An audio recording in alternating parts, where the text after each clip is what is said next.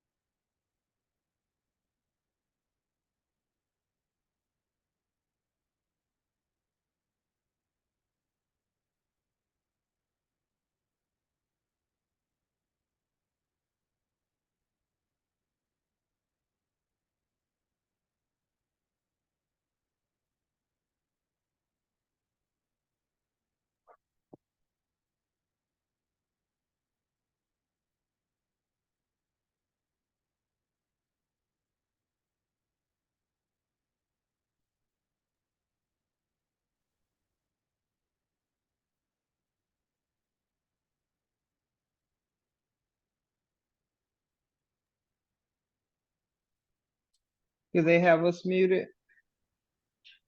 There we are. Okay. Well, I'm not hearing them. I just hear you, James. That's all I hear is you. I don't hear them. Right. I think they have us Can you muted. hear now? Can you hear us now? Okay, now I Yep. can hear. You can hear. Yeah. Thank you. Thank you all. This moment, this time, we have the minutes, take a look over the minutes, see if there need to be any correction amendments.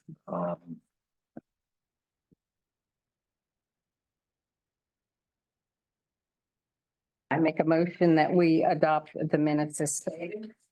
In a second. A second. All in favor of the minutes being approved as stated, signify by saying aye.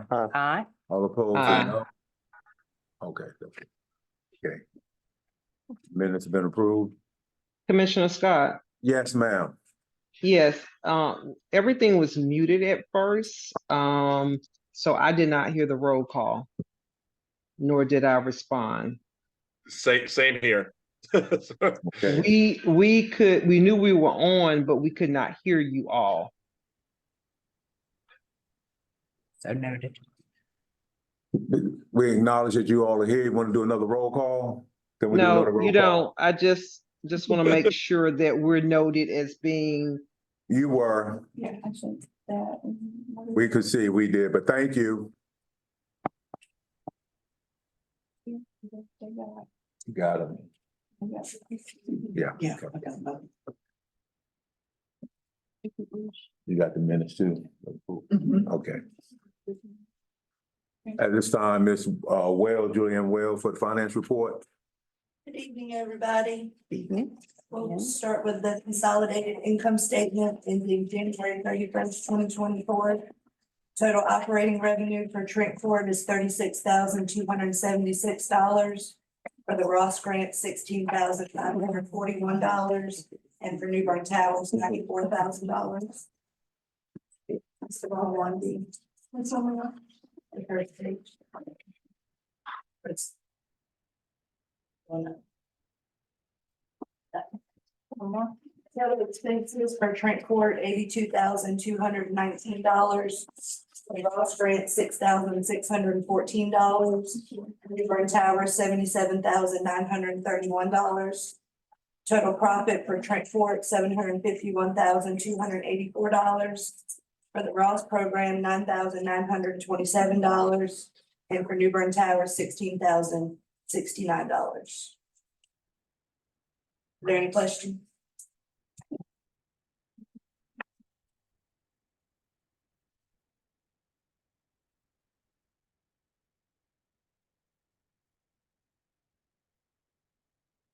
Any questions for Ms. Wells?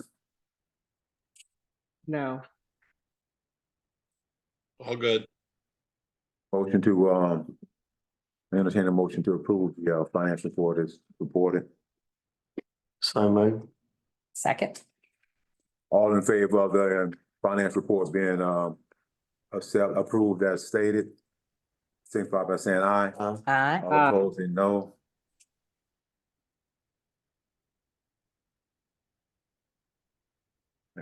At this time, we have an update from the First Citizens, the subcommittee, Ms. Reddick, Commissioner Reddick and Commissioner Copeland. Yes, do you want me to speak or is Ms. Reddick gonna speak? Yes, Go ahead, Mr. Commissioner Copeland. Yeah, sure. I mean, we met with them and I thought it was a very, very productive meeting. And, as I, had hoped, basically they have a tiered system. In other words, what we'd been presented before was sort of a minimum floor in terms of the fee expenses. And then it goes down as a percentage the more money you put in. And there's a fair amount of flexibility in this. I mean, they can, for instance, change the duration of the way you're taking the money out so that you could have one as a 1 year and one as a 3 year. You could split this up and you aggregate the total cash that we put into it into one bucket. So you wouldn't, have to go hit those minimums again each individual time. So I think it definitely warrants our going forward with one of the good, better, best. I don't remember exactly how they categorize the good, better, best, but one of the options where we're getting this cash flow out of it. I think we'll trust Reggie and the administrative team in terms of how much money we're ready to do in that and how we might be able to stack it around. And we can certainly have that discussion, but I thought it was a very productive meeting. And I felt like my questions were answered and it was pretty positive. I assume Commissioner Reddick has a similar reaction based on our discussion then, but she can speak for herself. So. I did as well. I felt like the meeting was very productive. I felt like they presented to us the best option. They did present several other options, but part of the main discussion was based around, and I think the risk, of course, was based around the amount that we choose to invest. So we definitely have to have some discussion with that, but I do feel we should move forward. But yes, I think at that time, we had discussed what we were led to believe the federal government was getting ready to do with the interest rate. I haven't heard anything about that, but we do need to take that into consideration because it could harm us. It could. And what she's alluding to, from a harm standpoint is the quote that they had provided previously was based on a higher interest rate. And so its concern from First Citizens was that there's an expectation that the feds are going to plan to lower rates this year. And so the timing of us making a decision would allow us to be able to lock in that investment at a higher rate. So even if it goes down, we're still locked in at that higher rate. And so that's why the timing of that is of particular interest. Initially, we, as Commissioner Copeland indicated, we can take from different accounts to come up with the aggregate amount. So hypothetically, I'm just using a number. If you were looking at $1.5 million, and let's just say you wanted to take $250,000, from each account to come up with that aggregate of $1.5 million, you're able to do that. So it didn't have to come. You're spreading the risk across. And it didn't have to come from one specific account.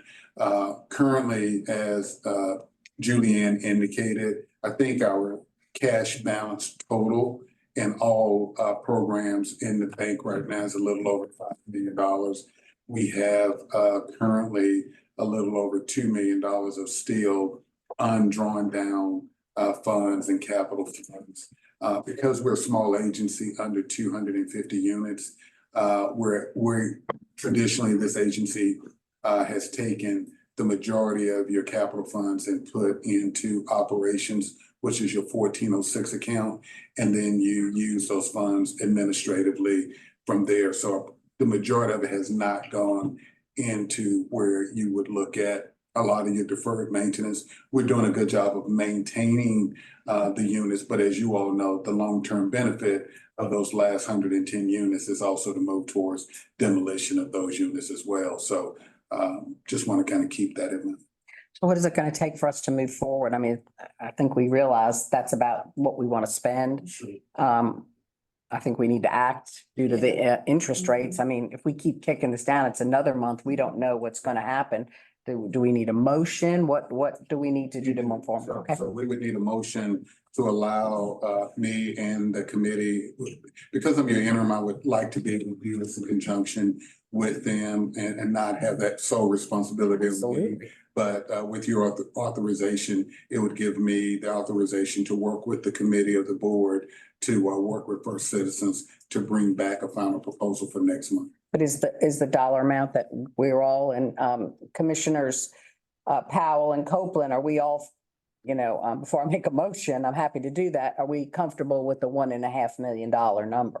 Is that what we want, or not to exceed, or whatever? Any suggestions? Jim or I'm- Denise? I'm comfortable with a 1.5. Okay, Not to exceed that amount.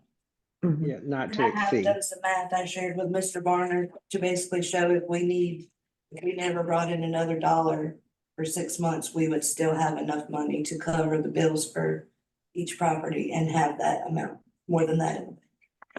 and we have to tie that up for a year, 2 years, 5 years? What do we have to So tie? we determined that, and so right now, the models that we best looked at was for a 12-month period of time. Okay, And that And it's not like it's all one coming due on one date certain either. I mean, there's sort of tranches of this that are a little bit rolling, so it's a little more flexible than you might even think. And you can, these are very liquid. You could always get out of this position. You could just lose money on it, right? But I think as long as we're relatively conservative, that probability is low. But it's not like you come out with zero either. If you need to pull the cash back out, you just take a hit, right? But if you're conservative with how much you do, I don't think that's a real worry.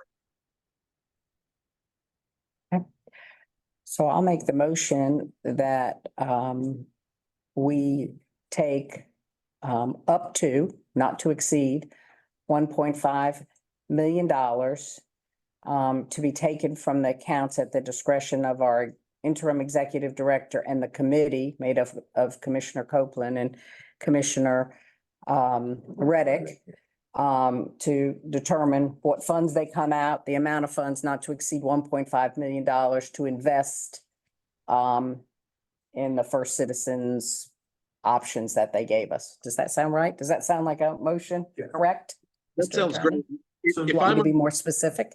Do you want them to proceed and do it, or do you? Yes, I'm making a motion that we move forward with doing this. That's my motion, to move forward to make this happen. All right, discussion, I think that is correct. In other words, let's not wait another month and come back to the board. If the board's comfortable with 1.5, up to 1.5, Yeah. then as soon as we can get it done, we'll get it done, right? Right. You good, Dana? second your motion. Okay, All in favor of the motion to allow the interim and the subcommittee to work with First Citizen Bank for $1.5 million to invest in the options that have been made available. All in favor, signify by saying aye. Aye. Aye. 2 ayes up there, just one. I think it's good. Aye. Okay, thank you. Here's your second one. Yeah, I just watching. Really should do a roll call. We dealing with 1.5 million. I want everybody engaged. You're right, absolutely. Yeah. Okay. Yeah. I want to say thank you to everybody. I know I shook the tree on this big time back several months ago, but this is a good thing. Well, I was gonna thank you earlier for doing so. Yeah, Yeah. I mean, we really needed, to see all that money sitting there and not invest it, and we're gonna reap the benefit of it, that we could do something else with, so. Hey, thank you, Jim. Thank you, Thank Janelle. y'all Thank for going you. to do that. Yep. Appreciate that. This time we have executive director's report. All right, well, want to say good evening, everybody, and thank you all again for being here. Update on FEMA and Brina, anything you want to add from the call that we had last month, but things are moving forward with FEMA. Amen. We have, again, we continue to have a great relationship with them. They are on board in every possible way to help us be able to facilitate a great outcome for what we need to get done with Trent Court.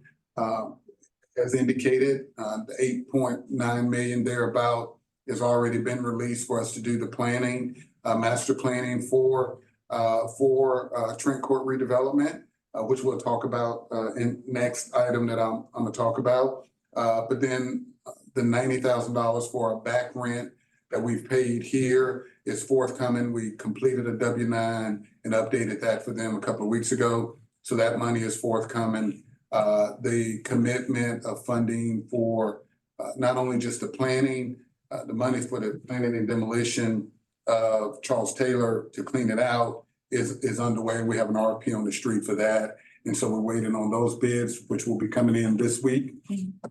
And then we'll be able to start the demolition and cleaning up the Charles Taylor building. I'm gonna talk a little bit about the Charles Taylor in just a minute.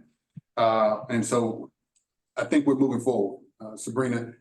Yeah, the only thing I did take away from that is that it seems FEMA's in a great place for moving forward, and the problem may be a little bit with HUD now. Yeah. So it's kind of flip-flopped, and before we were good with HUD, and FEMA was the issue, so we need to keep those wheels moving with HUD because we are in a good place with FEMA. They were very forthcoming and they're providing the money, so HUD needs to kind of give them the permission, that's right. to be able to do some things. But again, we're working through those things. I'm not alarmed by any of those issues, but it's a timing issue. Okay. And so, and then secondly, on top of that, Fred, I'm gonna introduce you. Fred Ford with Stogner Architects is on the line as well. Can you put the we're gonna pass out to you all some renderings of the proposed Charles Taylor for discussion purposes. This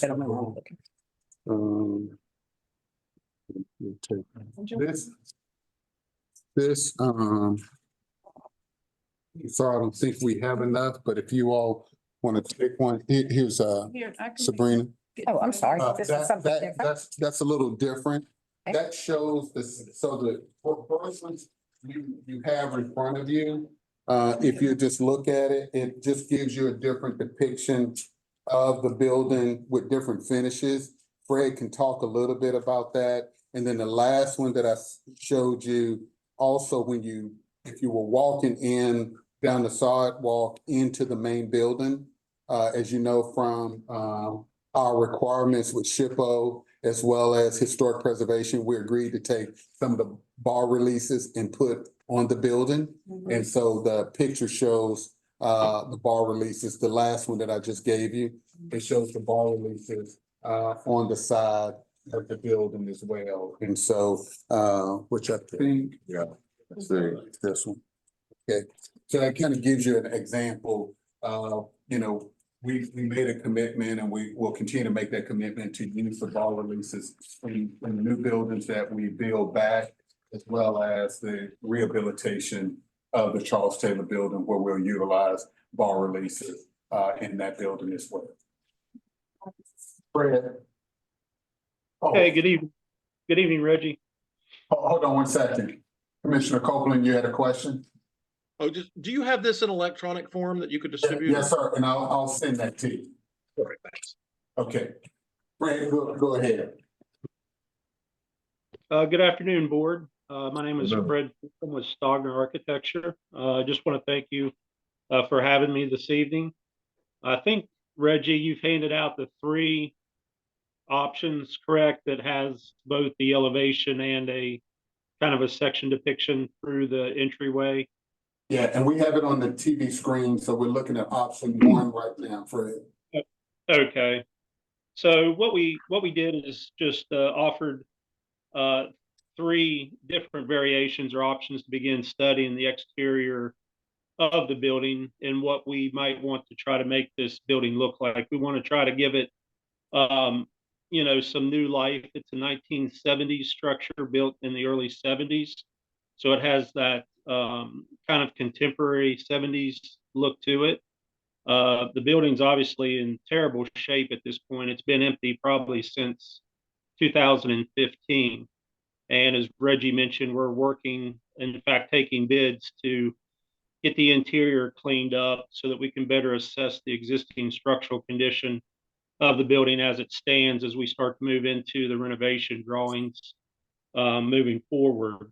But what we've done is provided 3 different options, just some early studies on what we might be able to do with this structure and maybe give it a new life for the next, 40 years as Trent Court gets redeveloped. And so the first version, or what we called option 1, front elevation, is an example of pretty much staying in line with what the current building looks like, going back with some form of vertical siding that could be painted, new windows, keeping the existing brick as it is on the exterior. The second option that we put together introduces a different kind of material for the siding. The one that's depicted here in this elevation is an aluminum type siding that actually has a wood grain imprint in it that gives it kind of a wood or natural wood appeal that you might see in a 70s structure of a modern design. With the option 2, we've also introduced some color on the brick by, painting the brick, which we could use a wide array of colors to dress it up and change up the facades, and of course, changing out the windows, etc.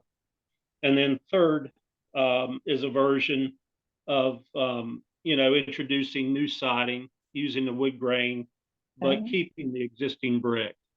We're kind of limited to some degree without getting too exhaustive in disrupting the exterior of the structure, but we certainly want to try to present some options that changes the outside and kind of gives it a new look for the community that we're trying to achieve here.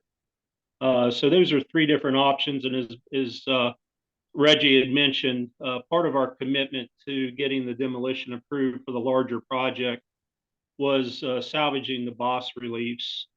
And so, we've committed to incorporating those reliefs throughout the site in some creative way along walking trails and playgrounds, etc. But we also wanted to maybe introduce a couple of those reliefs into the exterior elevation of this building. So as you enter the building through the main entryway, we would kind of incorporate those kind of as a relic to the existing structures that are currently there today. Reggie, does so this that's have to go before HPC? we're going To to go before It HPC? does. It is outside the boundary? Well, from the standpoint of, we're not doing anything to the existing building, so. Yeah, but if you put different, if you go with something that's different, so say the original was the up and down, the vertical, and you go to horizontal, you have to go. Yeah, okay. Correct. Well, Okay, just make sure, I don't want you to get too far along in the process and decide something, if you're gonna change something, I just wanna warn you, right, Fred?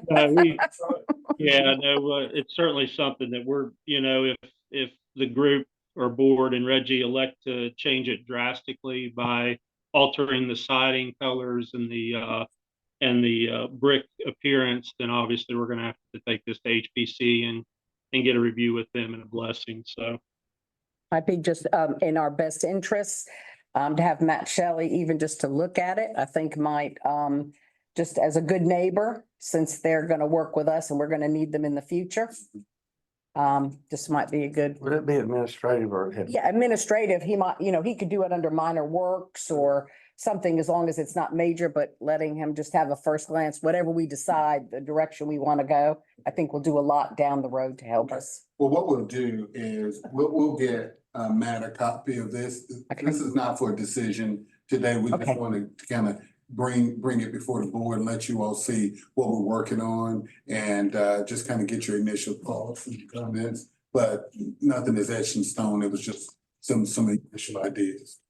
I don't have any preference on that, but I would, as Sabrina said, if you are bringing this or anything else back, if you would maybe run a cursory by staff over there, and they could tell you real quick if that's administrative or not. Okay. And we would probably like know that in our decision making. I know as an example from these, I don't have a preference. If one was administrative approved and the other one had to go before the tribunal, I would rather. No, I sat on that. Kip, you were on there too at some point. No, you never sat on HPC. I don't know why. Okay. Planning and zoning, that's right. I'm sorry. Commissioner Copeland, you had another question? Yeah, so I agree with everything Sabrina and Dana was saying. I guess my question is more holistic, and I'm the newest person on this board. So are we committed to this sort of 1970s look? Are we locked into that generally? Because what we're thinking about is a property that abuts the historic district. And to me, the entire look is very, let's just say, fashion to the historic district. I mean, I live there, so I see this stuff all the time, and this is not a look that is consistent with the surrounding area. And so I'm just wondering, when we have this opportunity to revivify the entire footprint, why we would lock into a 1970s look that's so disconsonant with the whole of the surrounding neighborhood. I think to your point, a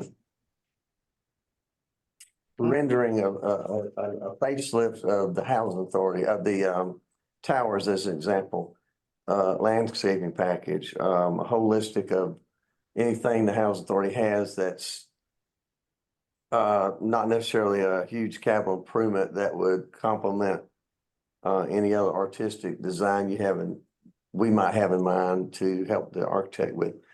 I understand what you're saying. I think somewhat, I think the architect is trying to incorporate into this existing monolithic slab here where, the bigger question is, do you work with that slab or do you go the full Monty like you're talking, Jim? So. And I think I've always heard it's going to stay with the existing. If you didn't have intervening structures from Tryon Palace, right? I mean, this is not far from the historic heart of Newbern. So Commissioner Copeland, is that? Yes. So are you suggesting, tearing the building down, or? I don't know what I'm suggesting exactly. I'm asking them, we're kind of new here. I guess what I'm suggesting is, and I don't know how it's going to all be structured with the ultimate FEMA money and everything else. I just, my thought would be, when we're getting the kind of cash in that we're getting, that there could be we could do a lot to make this integrate much more, holistically into the historic downtown neighborhood. That's such a driver for New Bern and its tourism and et cetera, right? I don't know, this may be outside the scope there, but we're going to spend a bunch of money on something. I just want something that looks good and looks like it fits with everything else, rather than we want it to look as good as it can for a Brady Bunch house. I guess, and Fred and Reggie might be able to answer this, and I understand what you're saying, Jim, but I guess what's going to happen in the overall scheme of things when Trent Court is redeveloped, and we'll be heading down that road very shortly, this could be the sore thumb based on what Jim's saying, because you are going to have to go before HPC, and maybe this stands as a testament to what the 70s was like. Jim, you know that in a lot of pockets within the historic district, there's different time frames and different structures that have value. When we went before the HPC about tearing down the units that were destroyed by the flood, we got a lot of pushback because they felt they were Art Deco period that reflected a period of time that the historic district did not want to lose. So, I guess there's a lot of things to consider. I understand what you're saying. This will, I guess, as we go forward, even when we redevelop Trent Court, this will always be the administrative community building, period. I assume as part of the overall plan. Those are just some things, Fred, to take back and think about. How does this fit in with the overall plan? Are we going to come back and say, well, it looks like the sore thumb in this whole plan, and now, we've spent the money to fix it up, but now we've got to do something different because it doesn't really work with the rest of the plan. Not sure. Right, yeah. Well, I'm completely open to the agency's idea of constructing a new, office building, resource center, educational facility, or whatever, um, this might become. It was just the direction that has kind of pursued over the years, I guess. And I say over the years, probably the last 3 years, the direction that it sounds like the agency has kind of taken. So personally, for me, this does not, not a one that I'm, overly passionate about keeping per se. So that's think- why I just want to get clarification from I Commissioner think the Tatum. missing link here is that site master plan. I mean, in other words, if you got that, it might work very well with, this looks like Clinton Chapel to me. It looks like that type of architecture, which is a very pinnacle building in that area. But the master site plan might totally show that this is the congruent use, and it might not be, but I think your master plan would. And then I guess it's the dollars we're gonna spend too. At the end of the day, it's all about the budget and what it's gonna cost to rehab this and what we're gonna do and spend. And, at the end of the day, I mean, do we have an assessment of once they get in there, what it's gonna cost? That's what we're working on. You're working on that, so you don't even know that. It could be to the point where it would be cheaper to tear it down and build a new building. I don't know in today's So construction. we have to have a site master plan for CNI implementation grant application, is that correct? Yes. But we also have to have one before environmental review, so why would we not wait until? You can. So let me just share Okay. this. All right, You got one thing working against you. The clock is ticking right. on getting out of this building back into the admin building from a FEMA standpoint and from a cost standpoint. That's why this is the first project. Now, ultimately, where we build it, remodel it, or whatever the case may be, we're under time constraint related I to. haven't said that, if we're paying $2,500 rent or whatever, what's the rent here? 2,500 a month, 2,500. 24. And any way you look at the expense, the variable and fixed expenses of this building, when it's finished, it's gonna be up there, right? Yeah. Couple million, Could be. yeah. So FEMA, so here's the thing. FEMA, when they moved from the previous office to this office, FEMA cut off the funding for the rent. So the agencies was covering the rent. Okay, then we went back and we fought, and we recently got them to approve to pay the rent. And now, so once we get that, then once we get those funds, we're putting in a request for them to continue to pay the rent, okay? Until we get into the refurbished building. They have agreed to give us money for that building. So therefore, once they've given us the money to do the redevelopment plan and clean it out. So because they've committed that money, at a very short time frame, they're gonna cut off the money for the rent because they've given us money to move into our new building. So we don't have the time frame for the master plan for the overall site with the CNI and everything else for the office building portion. And the office building has been separated out Correct. from the rest of it anyway. Right, and that's why they've committed the funding for the office building where we can go ahead and get out of where they're paying rent or reimbursements for rent. They'll cover us to go ahead and get the building redone, so that way we have no more mortgage or rent to pay, period. Okay. So they separated out the admin building out of those redevelopment funds. What does the back look like? Or am I missing something? No, so the Well, back is. The back Go is ahead. just a very simple, looking, structure. You have a series of what used to be, I guess, probably, classrooms, when this was a daycare at one time. And so there's a series of, existing storefront windows, with covered, stoops at the back.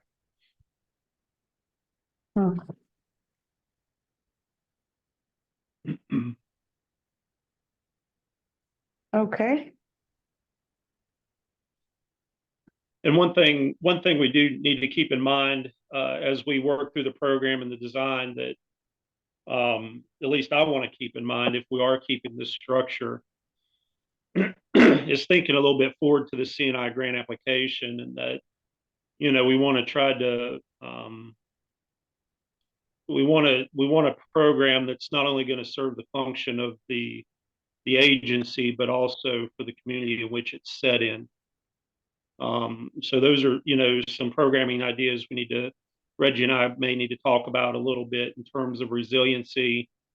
And, you know, in the event that there is another disaster in the New Bern area, what we've discussed on other grant applications with HUD and FEMA looking more towards, you know, serving the communities in a more effective and efficient way.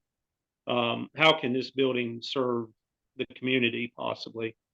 You know, so we've got a lot of square footage where you could temporarily bring residents in if you needed to, more so than what you've got in your existing location or even in your previous administration building. You know, so it does offer some additional opportunities there that could check some boxes in the C&I grant application when we get to that point. How far other than this conceptual design are you into this now? Are you into the schematics, the layout? Yes, we had done an early schematic plan for FEMA. And that's about the level we're at. We were starting to try to gear up and move into design development into construction documents so we could stay on task. I know a lot of residents in Trent Court have to walk all the way down that alley and back. And then they have to walk all the way down that alley toward Clinton Chapel to that dumpster. I didn't know if that's the dumpster is there because it's further away from the units, or have you looked at that land area enough to know where trash pickup is going? Obviously for pickup, that dumpster location works, but it's very inconvenient to the residents. I didn't know if that's been considered in that. Yeah, it's kind of an eyesore actually. The times that I've been in the area, it's literally just sitting in the drive there, Right, without any enclosure. So, you know, I think your question kind of speaks to probably the master planning side of things, where dumpster locations and walkability and access to various amenities by the residents will really, you know, start being assessed more so. And that would include if this building were to be kept, you know, how can we provide a better access that's safer, that's well lit, that may have benches, et cetera, you know, whether it's for elderly or whoever, to better gain access to the office and what the office amenities might include, whether it's a computer center or community room or whatever.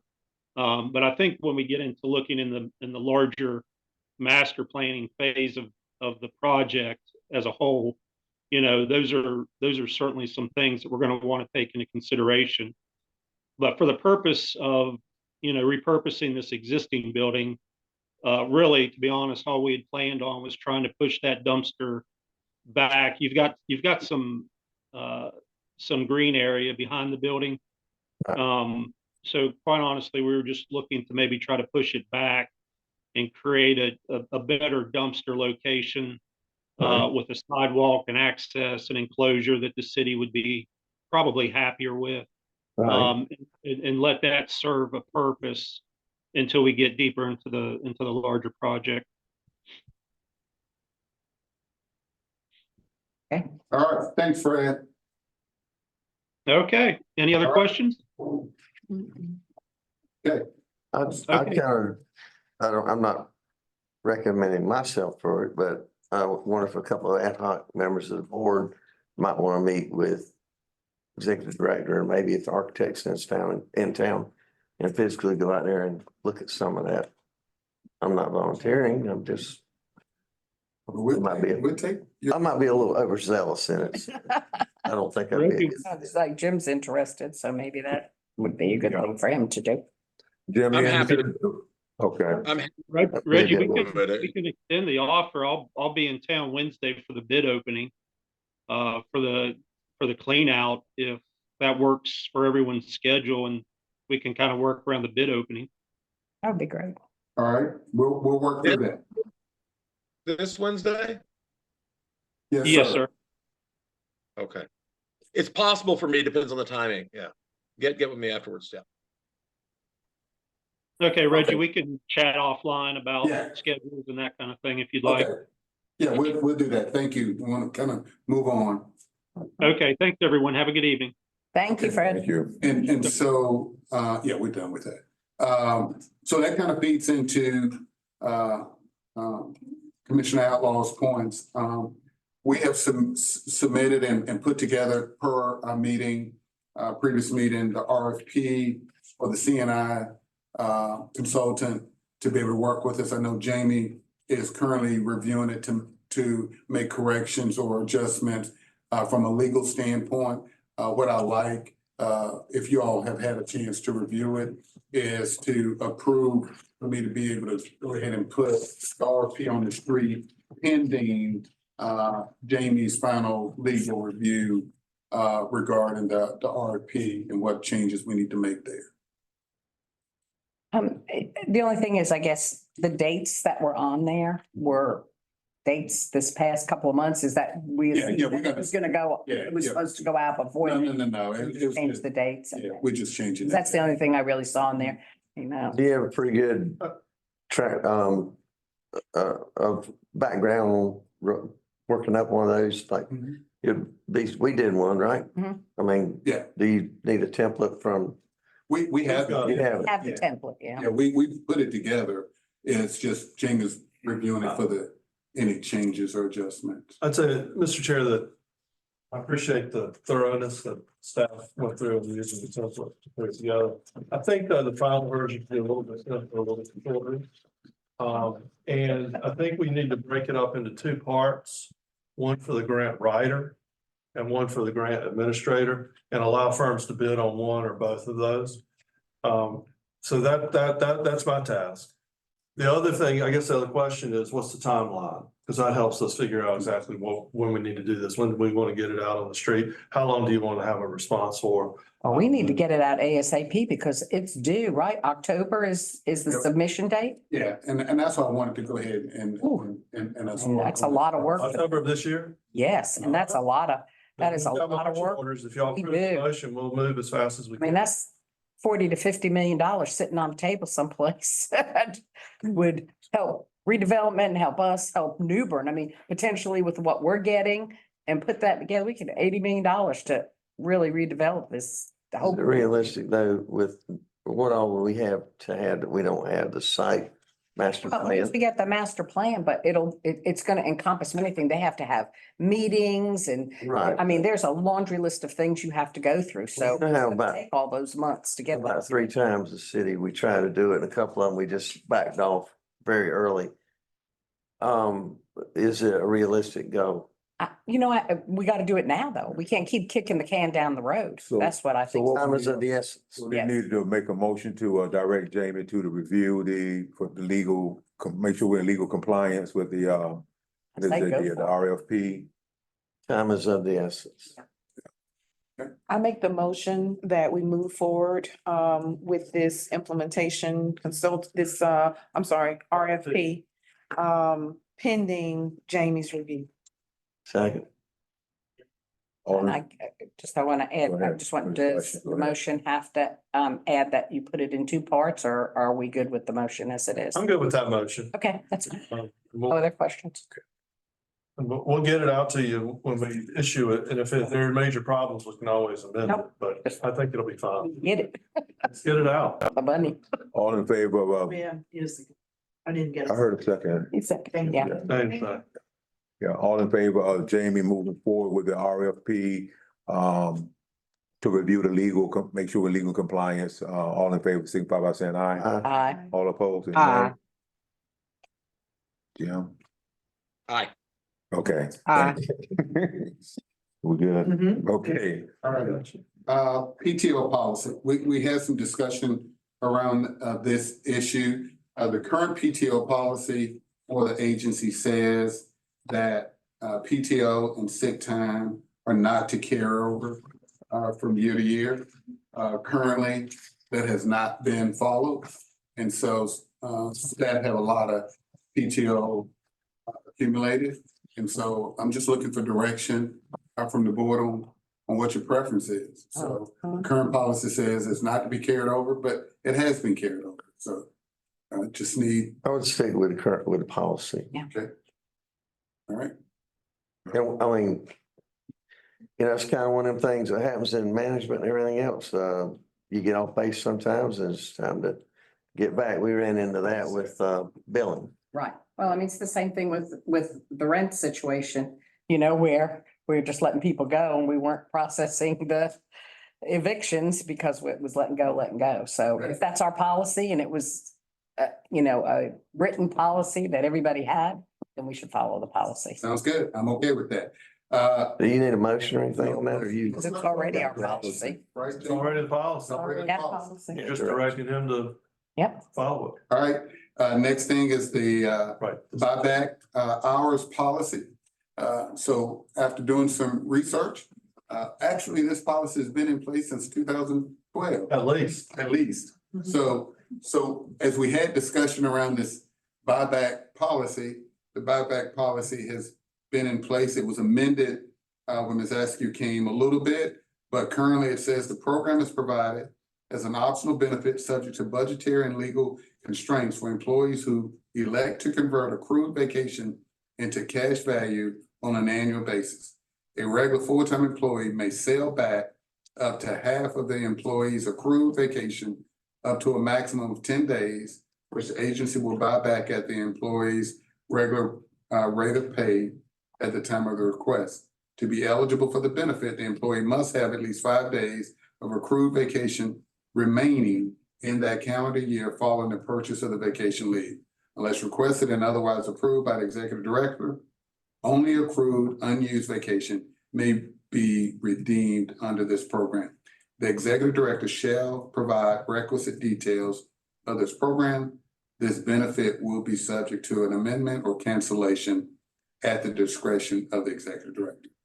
You said that during the prior executive director that it was amended. The government. Was it amended by the commissioner board, or was it amended by staff, or No, it was amended by by the board? the executive. Not by the Well, then it wasn't amended, because I think the commission board would make those decisions.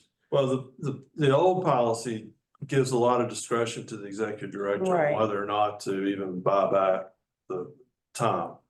I don't like that. We didn't, I didn't know about that, but I didn't know what was going on, but if you recall, the board did direct us to work with the prior executive director on reviewing the personnel policies. And Warden Smith did that and gave her a policy markup. One of the questions we had was, is this what you're doing? Is this really what you want to do? We didn't, it's legal, you can do it.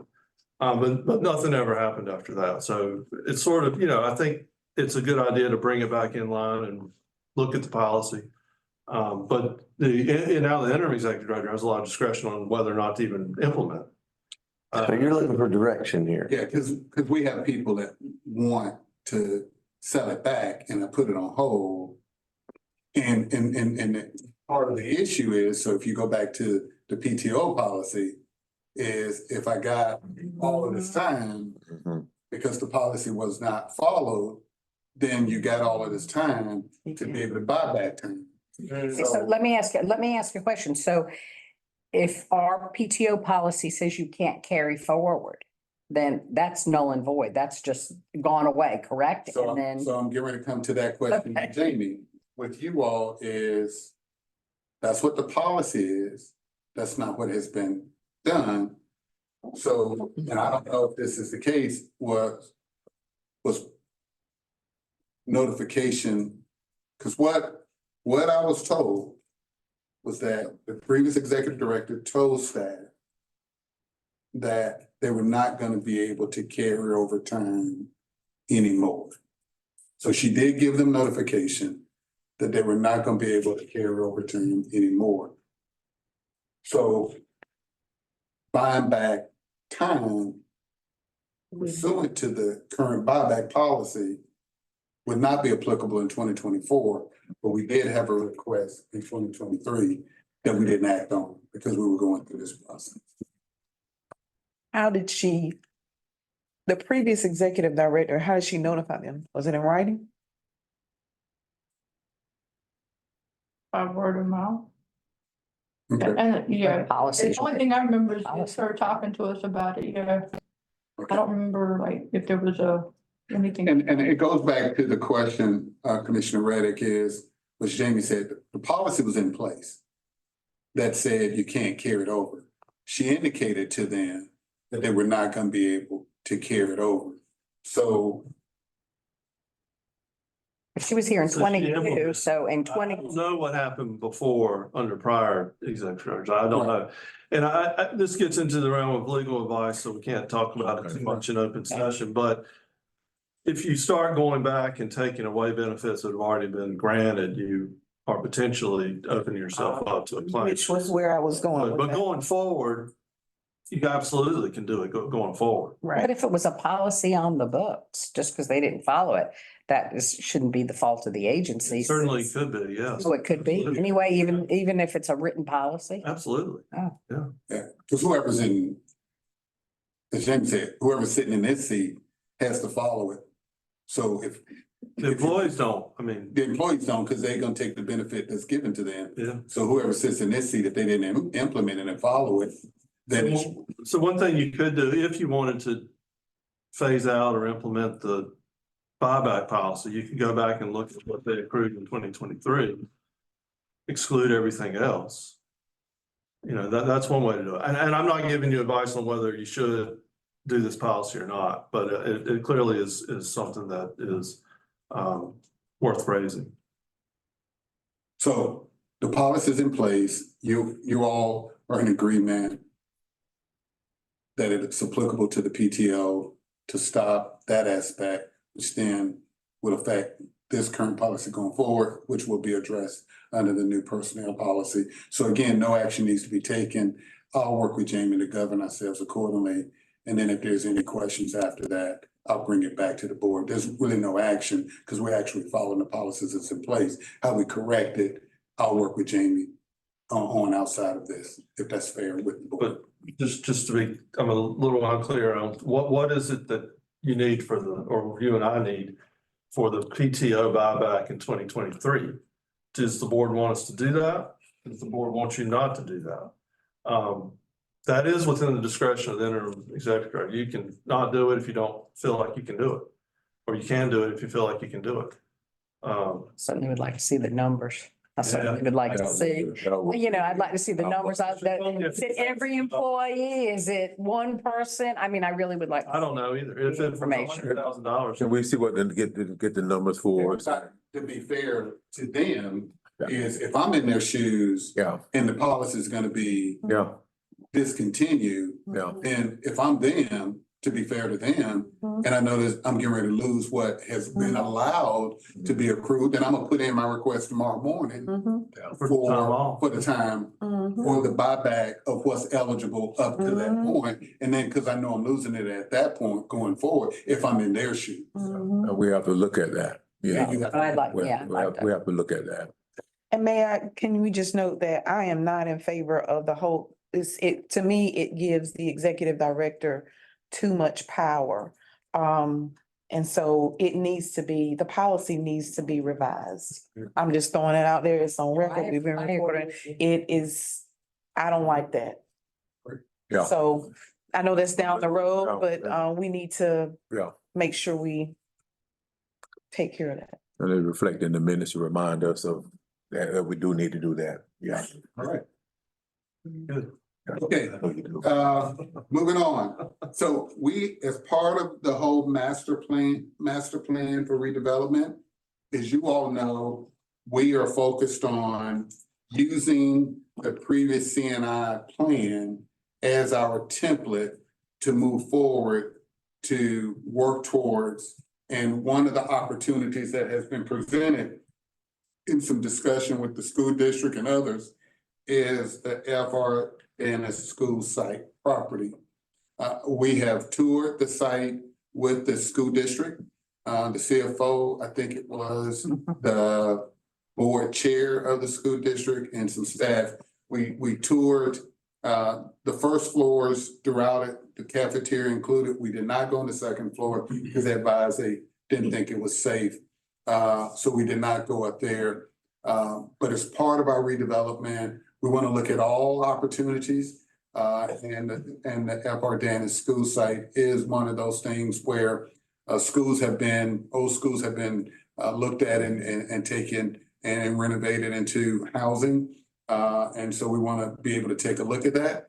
Here's the problem, and here's my request.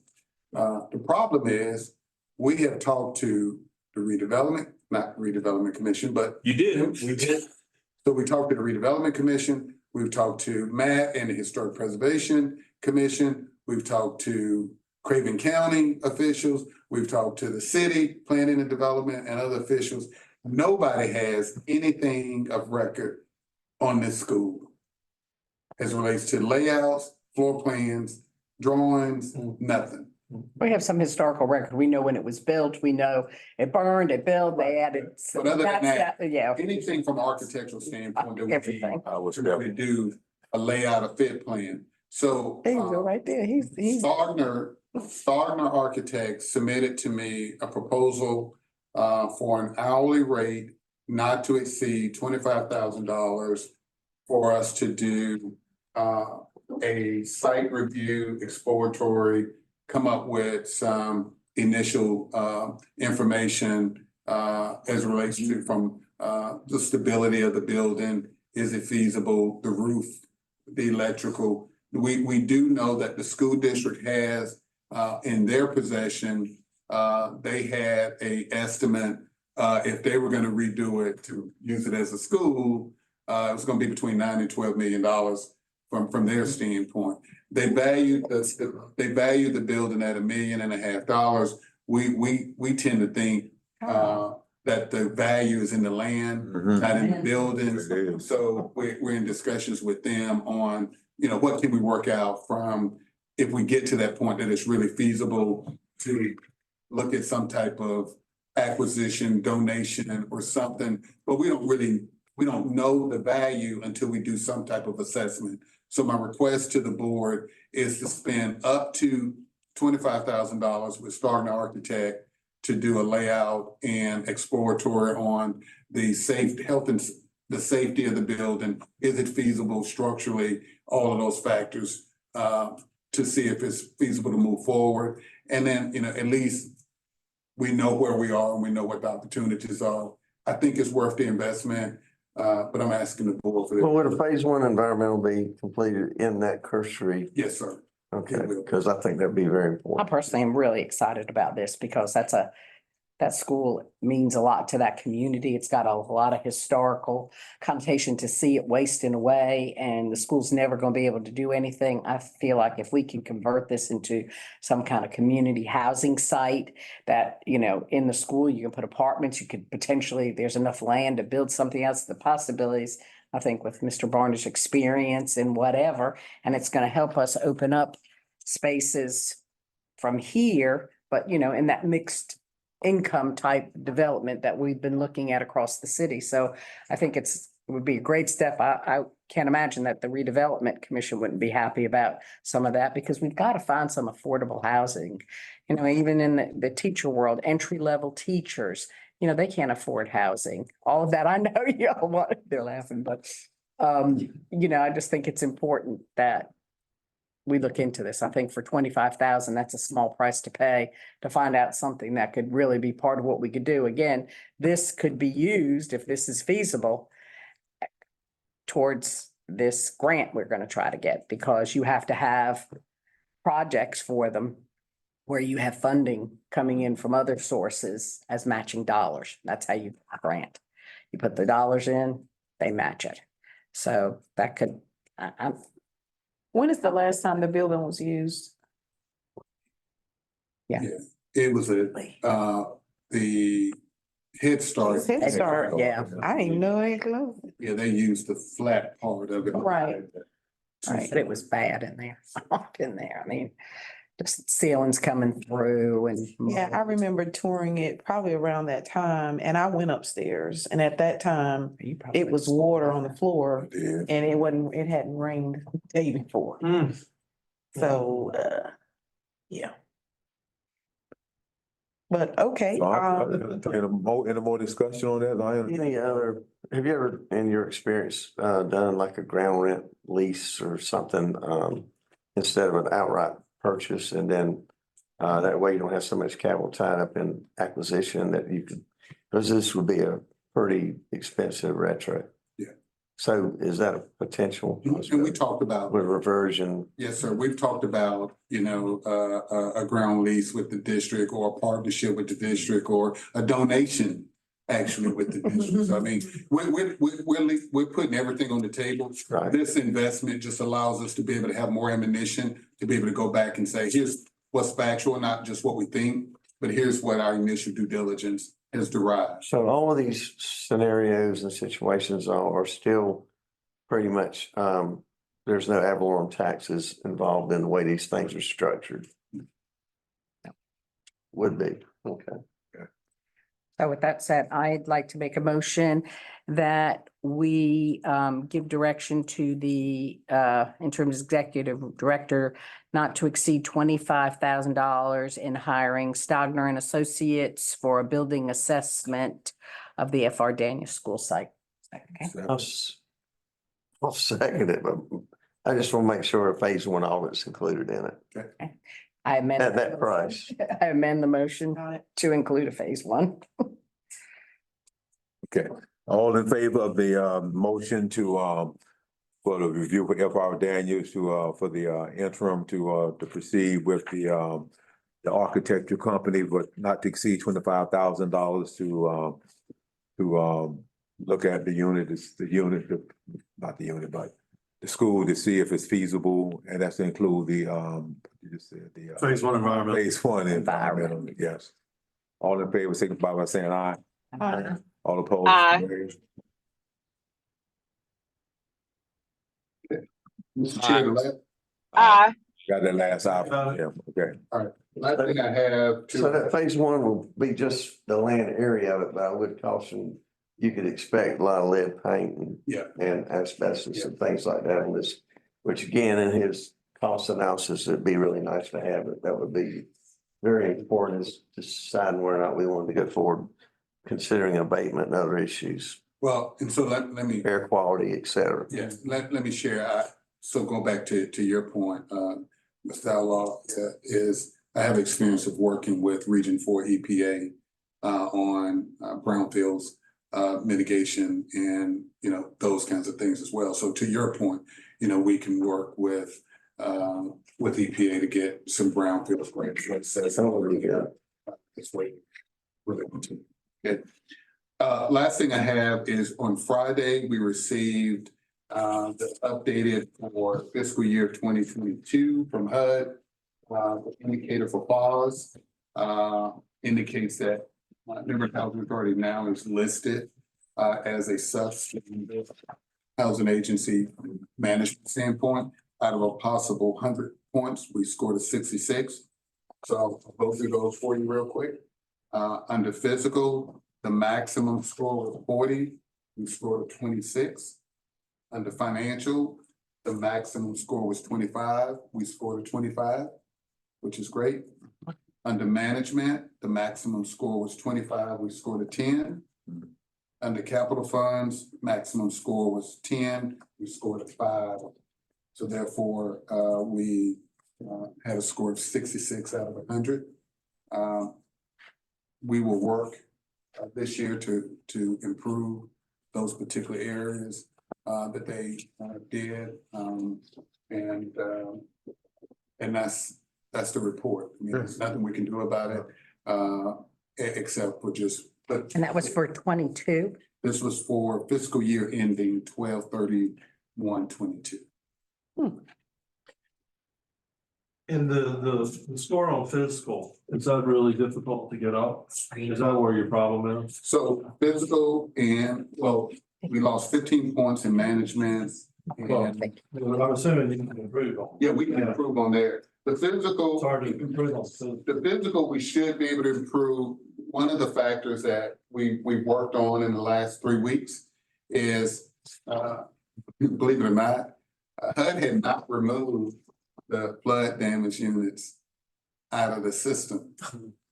So they were still dinging us and considered us on the hot list for those flood damage units. So they were still considering those units. So it's a genius point. I think we're cleaning up a lot and clearing up a lot with HUD and their review of the agency. And I think that'll help improve some of that. Because the units, the remaining units, they're bad because they're old as heck.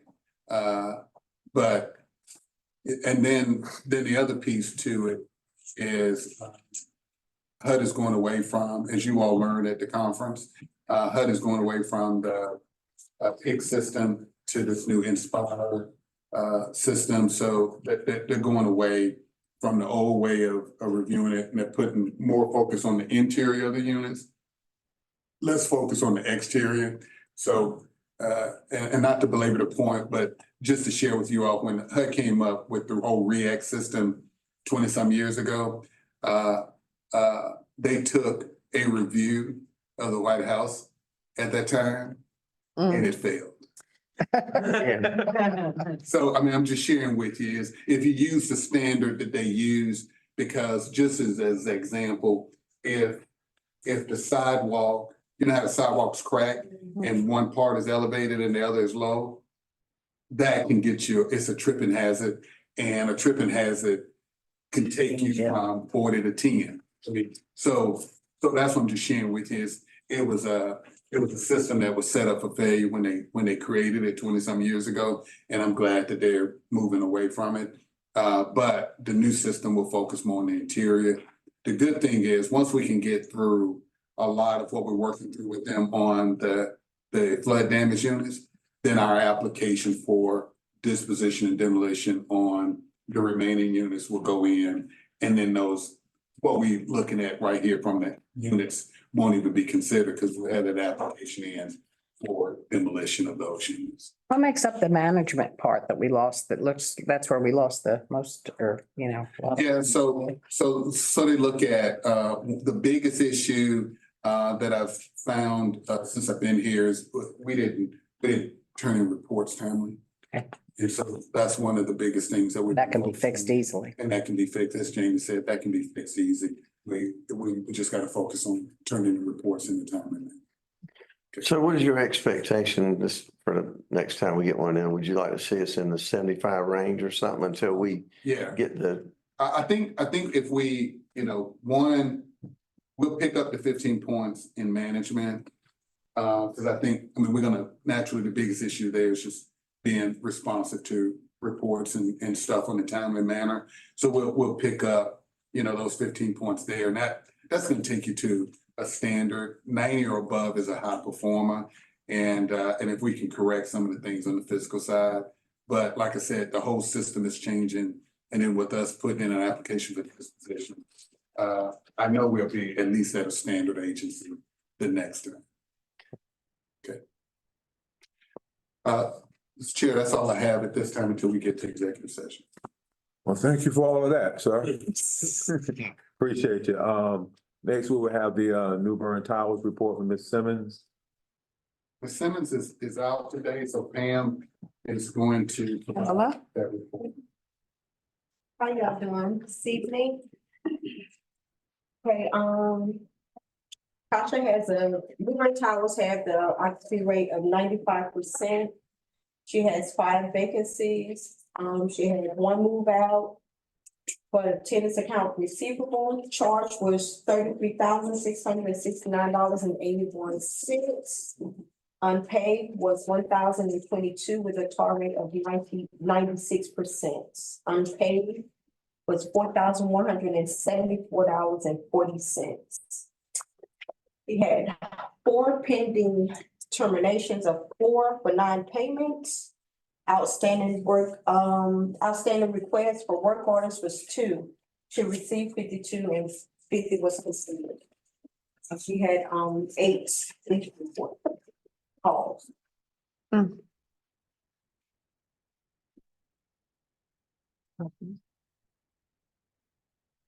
Question for, Ms. Minor on the Powell's report.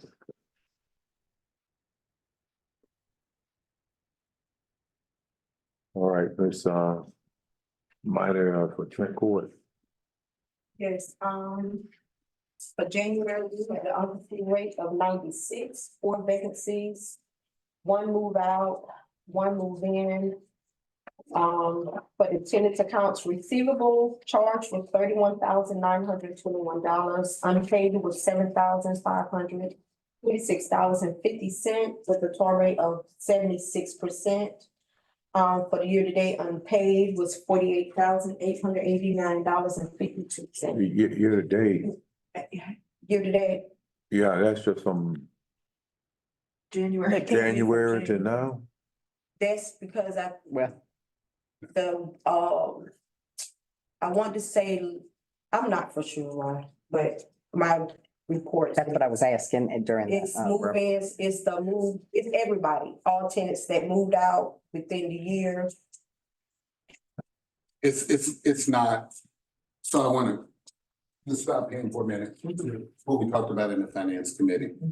We're cleaning up Gotcha. the old carry forward. So that way, when we're talking numbers, and no, this is not anything on her, she's just doing what they're used to always doing, is those numbers have just been carried forward from one year and it's never been taken off. So, you know, the problem is, and it goes back to what Sabrina, you asked in the meeting, is when it's written off, it's written off and it shouldn't be counted anymore.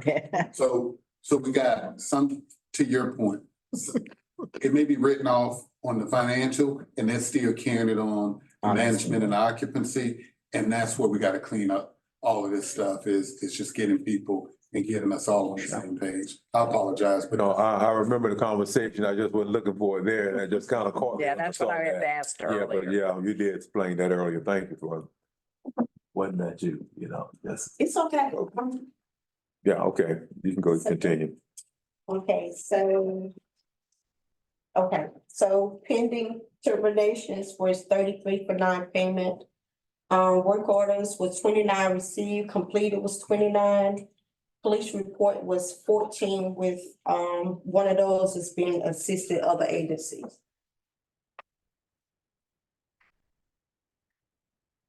Any question or discussion from Ms. Minor? So, not for Ms. Minor, just curious, so on the non-payment, the pending terminations, this is all the people we're taking to court, right?